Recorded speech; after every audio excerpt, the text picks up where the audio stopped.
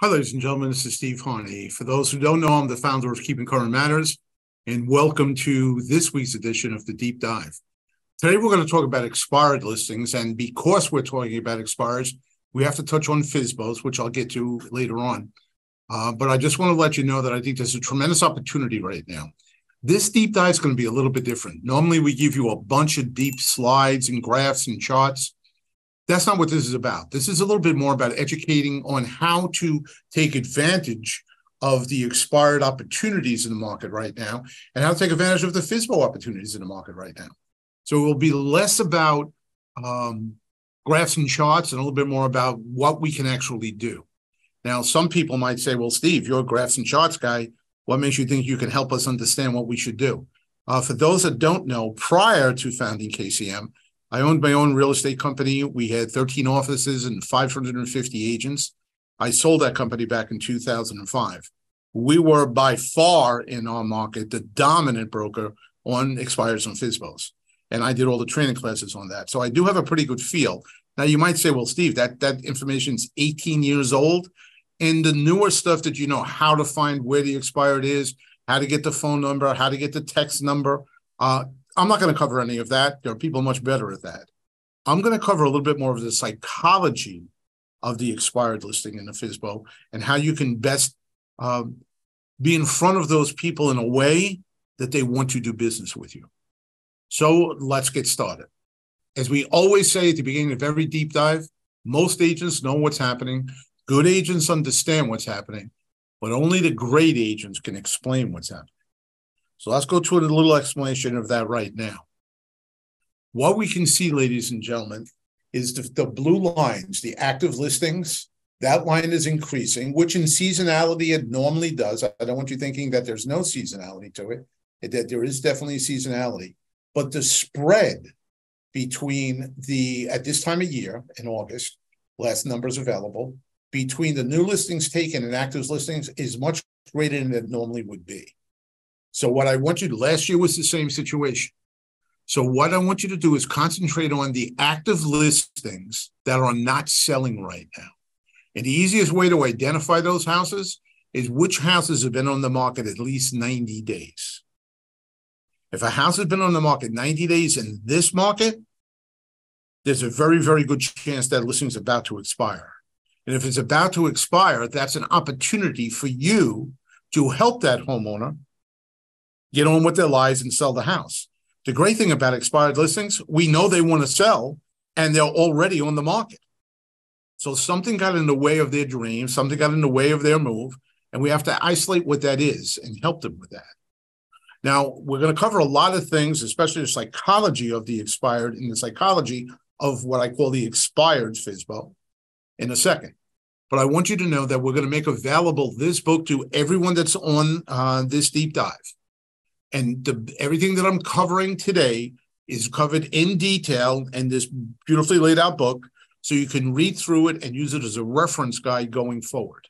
So I don't want you worried about you're going to miss something I said or you're not going to fully understand something I said, because you'll be able to, again, use this as a reference guide moving forward. And that should probably be with you for the rest of your career, because expireds will be a part of your business for the rest of your career. Now, let me explain to you something on that. It might not have been a piece of your business recently. Now, I always take a look and tell agents, your business should be like a puzzle. There should be different pieces of the puzzle. Some of you might be working on door knocking. Some of you might be working on direct mail. And that's a piece of your puzzle, a piece of what you do. Some might be working on social media. Some people might be working on doing presentations, how to sell your house presentations. There's different pieces of your business that bring you business every year, and you should look at those. Expireds haven't brought us a lot of business over the last several years because listings have been so short that there weren't a lot of listings expiring. So this could be like a muscle you haven't used for a while. It could be a piece of the puzzle you didn't depend on for your income for a while. But we know there are other pieces of your puzzle, your income puzzle, that may be not generating what they have in the past. This is a great addition to that puzzle this year, a phenomenal addition. And you want to be the first out of the gate to really go after the expired listings in your market. You want to become a specialist on expired listings in your market. Now, in order to do that, one of the first things we have to do is not worry about what we're going to do, but understanding the mindset of the person whose listing is expiring. We have to master that seller psychology. We also have to review the 3 factors that might have prevented the house from selling. And we have to understand the seller's options when the listing expires. If you could master those 3 pieces, you're going to be in good shape. Let's start with number 1, mastering the seller's psychology. Now, there are 7 human psychological traits, all right, formations, all right, and 3 of them really apply during when somebody has an expired listing. The psychology of the seller as their listing expires incorporate these 3 human patterns. Number 1 is rationalization. To understand rationalization, the simplest thing for me to say is when you say to yourself, well, I guess it wasn't meant to be. That's the simplest form of that. And there will be some people that put the house on the market and it didn't sell. And instead of remembering their dream, they get into, well, I guess it wasn't meant to be. If I was supposed to move, a buyer would have shown up. If I was supposed to go ahead and take that job, a buyer would have already showed up to buy my house. They get into a rationalization, and what you need to do is realize that's what it is. Because the way they're going to come to you with that is, I've decided to take the house off the market. That's how that's going to manifest to you. You're going to go on an expired listing, you're going to contact an expired listing, and they're going to say, no, we've changed our mind. We're no longer interested in selling. What you want to do at that moment in time is, well, Mr. and Mrs. Seller, just out of curiosity, what was the reason you originally put the house on the market? You want to bring them back to the dream. You want to bring them back to what the goal was originally in order to fight through the rationalization. We don't want to be depressed about negative things that happen to us, and we rationalize it away. Be ready for that. The second one is a reaction formation. And I'm going to get a little bit personal on this one. Reaction formation means that you might be feeling one way, but you don't want people to know you're feeling that way. So you actually form a make-believe reaction to compensate the way you're really feeling. I'll give you a perfect example. The greatest man I ever met in my life was my father. I'm a very lucky person. The greatest man I ever met in my life was my father. The greatest woman I met in my life, I married 47 years ago. So I'm a very, very lucky person.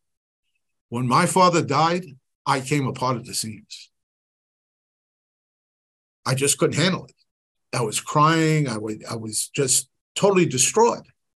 But I knew I had to go to the funeral, and I knew my mom was going to be there. I knew my brothers and my sister were going to be there. I knew family members were going to be there.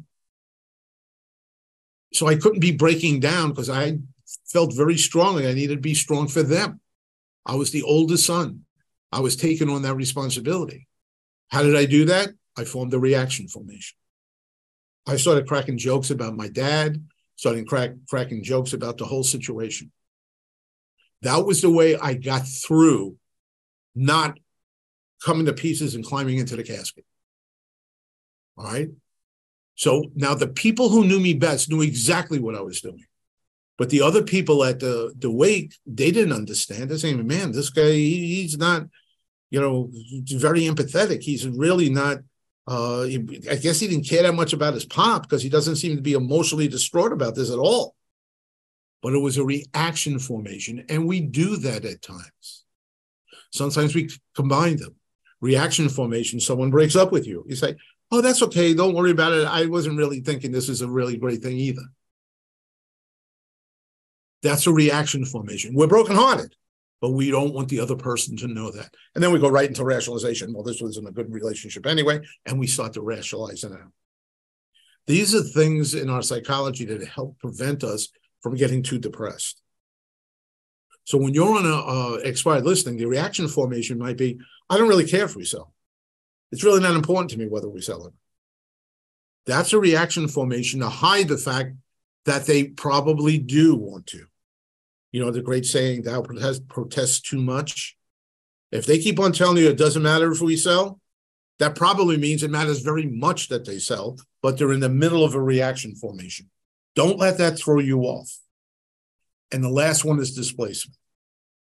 Sometimes people are going to take out on you what they wanted to take out on somebody else. The example I use with this to help people understand it is, sometimes the boss yells at the worker. The worker goes home and yells at the spouse yells at the kids kick the dog bites the cat eats the goldfish. That's a reaction formation. And all of us know that to a degree. If we had a great day, and I remember, my wife collects yard dros, and we had a beautiful living room when we lived up in New York, and she had her yard dros out. And sometimes I had two young sons. Sometimes they'd be playing hockey in the living room. Now, if I had a great day and things were going great, I'd be coming in and I'd grab one of the sticks and I'd be playing hockey in the living room with them, praying to God we didn't break one of the yard dros. If I had a bad day at work and they were playing hockey in the living room, man, did I lay into them. It had nothing to do with what they were doing. It had to do with the way I was feeling. Again, the boss yells at the worker yells at the spouse yells at the kids kick the dog bites the cat eats the goldfish. Understand, if you're going to do expireds, there are going to be days you're the goldfish.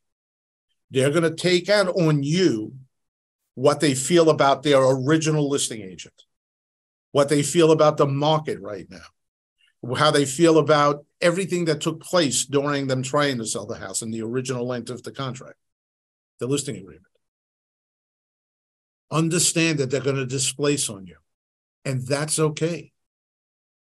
What I would tell people, you might get the response, all realtors, are just terrible people. My realtor, they said they were going to get back in touch with me. They never did. They told me they were going to give me advice through the process. They never even, stopped by. They didn't tell me anything about showings or possible showings. And what you need to do is come up with the thing I came up with was I would say, hey, listen, you ever get a bad haircut? Did you stop getting your haircut? Or did you find a better barber? Mr. and Mrs. Seller, I'm the better barber. Now, that doesn't always work. I will tell you that was locked into my process as I was an agent. That was locked in. That was my original comeback whenever they get to that. And one day I'm standing in a house I was training another agent. I was the manager training another agent. And it came up that, all you brokers, you're terrible people. And I said, listen, you ever get a bad haircut? And as the words came out of my mouth, I realized that Mr. Seller was bald. Thank God Mrs. Seller started laughing. All right. And it would ease the tension. But don't use it if there's a bald person sitting in front of you. But you have to come up with your own thing that you're going to use on that. Did you have a bad experience here? Did you stop? Or do you ever have a bad experience with a car mechanic? Do you ever have a bad experience with a doctor? Did you ever have a bad experience with anyone? Did you stop? Or did you find somebody better at that? That's what you want to do. So rationalization, where they're almost convincing themselves that this was meant to be, you have to battle through that. Reaction formation. I don't really need to sell the house. I'm not sure what we're. Battle through that. And displacement, don't take it personally. It's not personal. Just let them vent and get through it. I know, the technique is I know exactly how you feel. If I was in your position, I would feel the same way. But you know what we have to realize is not every agent is the same. So there we go, mastering the three major seller psychological aspects. Now, let's talk about reviewing the three factors that may have prevented the house from selling.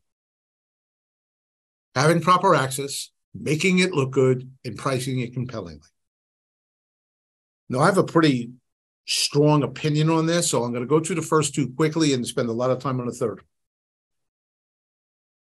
Access is important, ladies and gentlemen. If you can only sell the house on Tuesdays and Thursdays, show the house on Tuesdays and Thursdays between 2 and 3 o'clock, you have to tell the people that you have to lower your price down because not everyone can see the house now.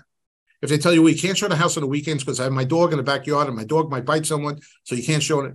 You have to let them, that's fine. We won't show the house on the weekend, but we have to lower the price because we're going to be able to bring over less buyers. You have to let them know that the access piece of this is really important. How do they get the most money for the door, for the house?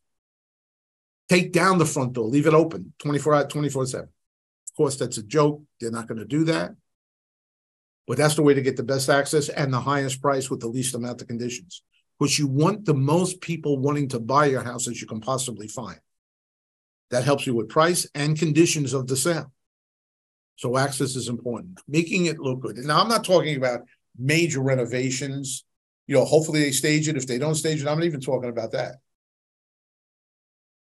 But if there's something stopping the house from selling, one of the greatest stories I have as an agent, back in the day, I walked up to a house. It was just a beautiful house in a beautiful neighborhood, and I couldn't understand why it hadn't sold. We concentrated on our own listings, so I hadn't shown that house. I didn't have a customer for that particular house, but I didn't understand why it didn't sell. As I was walking up the driveway of this 4-bedroom colonial, I realized they had a few old fish bowls in their garage. Now, they go to the house every day. They didn't smell it, but you could smell that smell walking up the driveway, and it just turned you against the house. They had a couple of old tires sitting on the front porch, old rubber car tires. So I went in there and said, listen, we got to do a couple of things right up front if I'm going to list this house. We got to get rid of the tires. We got to get rid of the fish bowls. We got to clean up the garage. We sold that house in 7 days. They thought I was a miracle worker. No. I just knew how to tell them some tough news. Hey, guys, you got to fix this thing up. You don't notice it, but this is turning buyers off. So making it look good is important. But ladies and gentlemen, to be frank with you, in today's market, the only thing that will stop a house from selling is price. People will argue, no, I have this beautiful $400,000 house. It's worth $400,000. And I'll say, well, it's not selling. But there are buyers out there. Some of our open houses have lines around them. Why is your house not selling? Your listing not selling. And what I do is I go to a reverse psychology with that I want you to do with yourself. If you have listings right now that have been on the market 90 days, you need to have a tough conversation with those people. You promised them when you listed the house that you're going to be honest with them. You're going to tell them what they needed to know. Well, now you have to stand up to that promise. If pricing isn't right, then we have to get it to a compelling price. If it's not compelling, it's not selling. Let's figure that out. So people say, well, no, Steve, it's not the price. It's not the price. It's for, and I always say, well, did it sell for $1? Well, of course it will sell for $1, Steve. Well, will it sell for $100,000? Of course, Steve. Of course. How about 200? You guaranteed today it's going to sell for 200,000. Yes, I'd buy it. How about 300,000?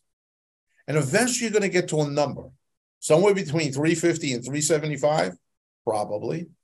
That they're going to say, well, I think it will sell at that, but I'm not sure. That's the number you have to list it at. Maybe even a little bit below that.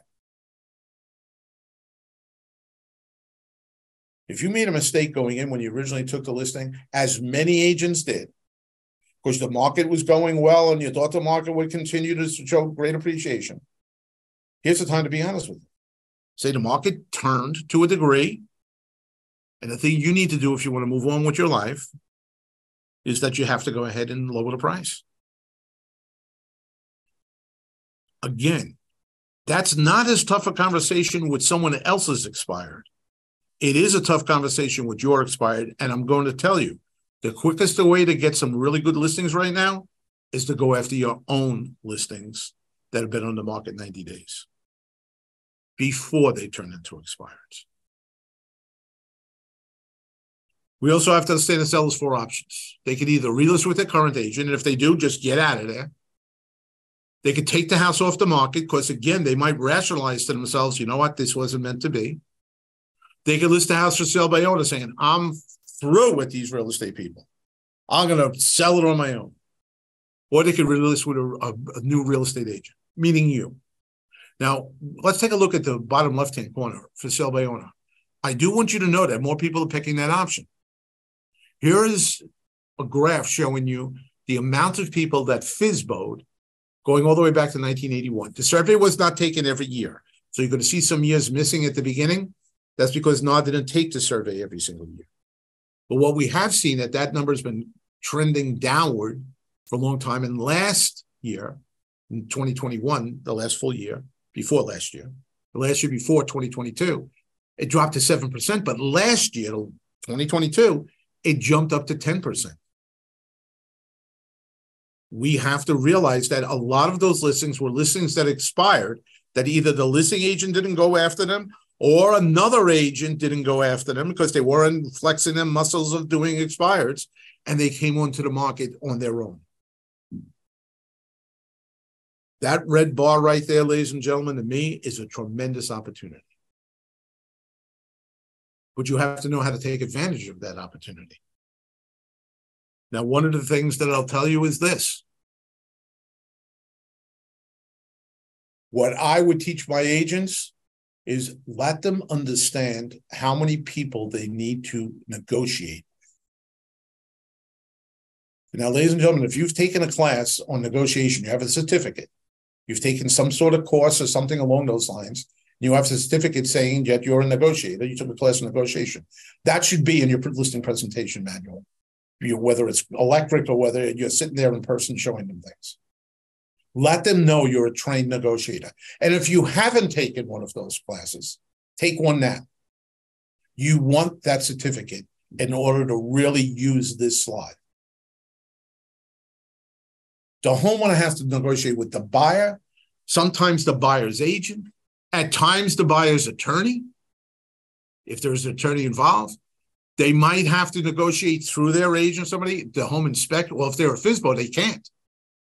They have to negotiate sometimes with the home inspection company or with the buyer, with the home inspection company through the buyer. They might have to do it with the termite company. They might have to get involved with something with their house with the buyer's lender. The appraiser might have a challenge. The title company might have a challenge. The town and municipality might have a challenge. They don't have a CO for a deck in the back. And sometimes even the buyer's buyer. In order to keep this deal together, we have to keep the buyer's deal together. These are all people that we're used to negotiating with. These are all people that in transactions we bump into and we deal with. We're trained to do it. We have experience doing it. We understand the ramifications of it. A FSBO doesn't. FSBO doesn't even know that this is a possibility that they might have to negotiate with all these people. That's a real big play for us, ladies and gentlemen, as realtors.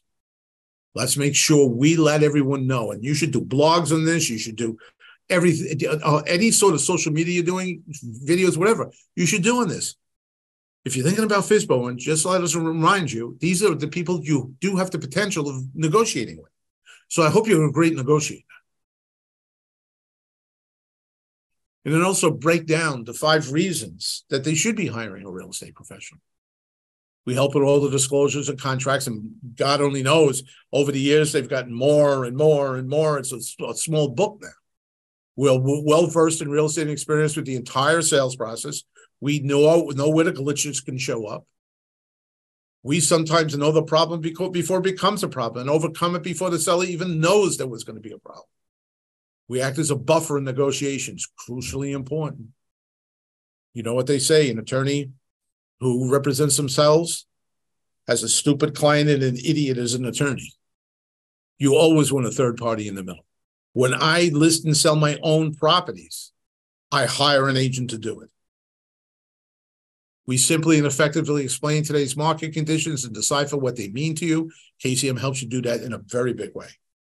We give you the slides and graphs to help people understand exactly what's happening. You can not only know what's happening, understand what's happening, KCM members know how to explain what's happening. And that's big in today's market. We help you understand today's real estate values when setting the price. And ladies and gentlemen, survey after survey says one of the biggest challenges people have is they don't know how to set the price.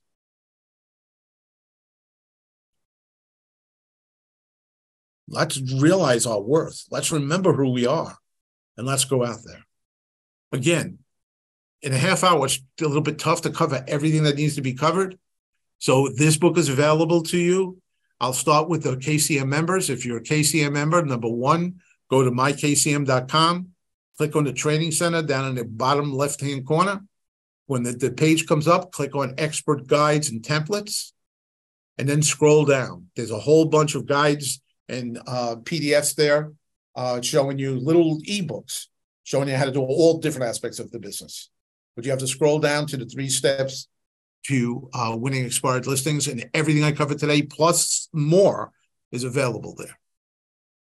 For non-members, go to www.trykcm.com/expireds.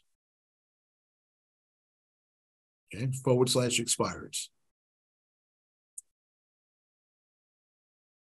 Download it. Look through it. There's some great information. And then the last whole chapter of that e-guide, I didn't get a chance even to cover today. And for the KCM members, people that are subscribers to KCM, you know we believe very strongly that video marketing is crucial.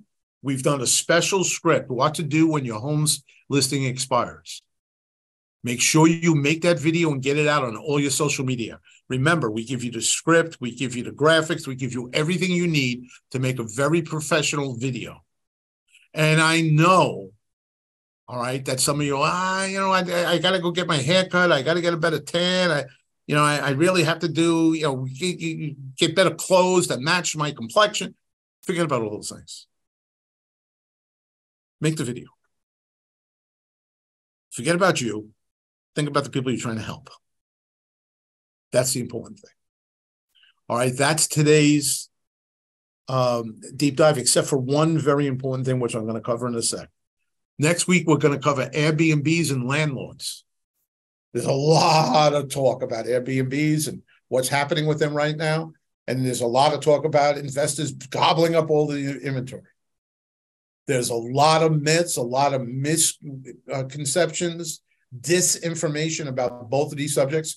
We're going to clarify that, and we're going to show you where the opportunity is to get listings in both of those categories. Next Monday, 11 o'clock Eastern, 8 o'clock Pacific. Now, that being said, what I want to do now, ladies and gentlemen, is help you understand. Any agent can deliver good news. A great agent can deliver tough news. So what does that mean? Well, this is what I want to say.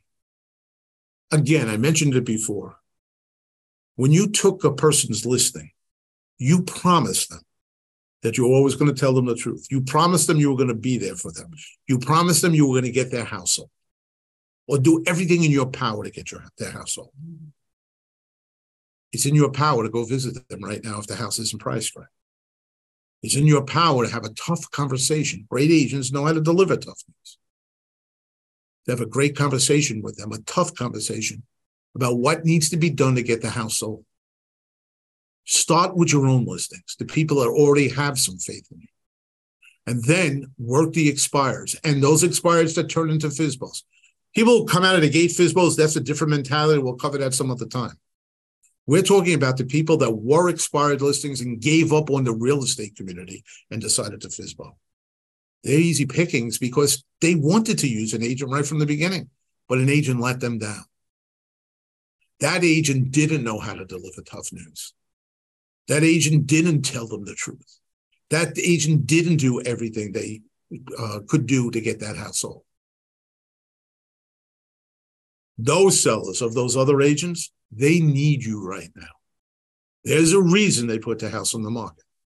There was a dream or necessity that came into their lives that they were trying to get to or get through.